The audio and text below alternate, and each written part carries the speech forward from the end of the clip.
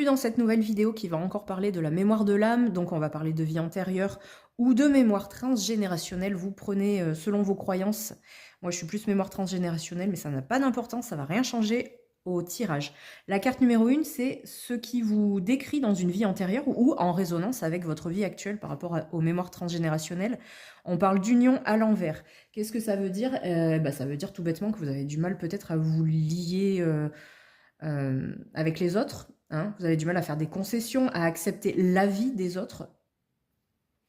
Vous avez toujours envie de négocier pour que ça aille dans votre sens. Mais on sent que vous en... Enfin là, je sens que vous en souffrez en fait. Voilà. La carte numéro 2, c'est un fait marquant ou un problème non résolu dans votre vie antérieure ou dans cette mémoire transgénérationnelle. Ouais, on a la connexion à l'envers, c'est logique. Vous avez du mal à vous connecter aux autres. Vous avez du mal à tisser des liens vraiment durables. Et on sent que vous en souffrez en fait de cette solitude. Vous comprenez pas en fait. Vous comprenez pas pourquoi vous n'arrivez pas à vous fixer quelque part et à être bien. Et la carte numéro 3, c'est comment cela affecte votre vie actuelle. Donc on va voir si ce que je viens de dire est cohérent avec cette carte. Et on a la carte du rêve, donc oui, c'est cohérent. La carte du rêve qui est sortie, c'est les souhaits, l'imagination, la créativité. Et effectivement, quand on a du mal à se connecter et à être bien à un endroit sans bouger là où on est avec notre entourage, on a du mal à se fixer aussi des rêves, des fantasmes, un but à atteindre en fait. Hein, parce que quand on a toujours la bougeotte, effectivement, c'est un peu compliqué quoi, de se fixer sur une chose. Comment résoudre ceci? Une carte conseil, on a la roue de la fortune à l'envers. Vous avez l'impression que les dés sont jetés, que c'est votre destin, votre destinée, mais vous en souffrez. Donc non, en fait, on vous dit, mais non.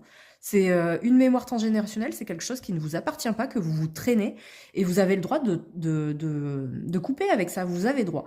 Vous faites tout ce qu'il faut pour, peut-être, je sais pas, de la méditation, je pense qu'il faut accepter le fait que pour l'instant vous êtes seul, vous en souffrez, et il faut en faire une force, il faut en profiter pour méditer, ou peut-être aller voir une thérapeute pour en parler, un ou une thérapeute, fermer cette mémoire transgénérationnelle, en fait, couper et reprogrammer autre chose de mieux. La dernière carte, ce sera la leçon que vous devez intégrer pour avancer dans votre vie.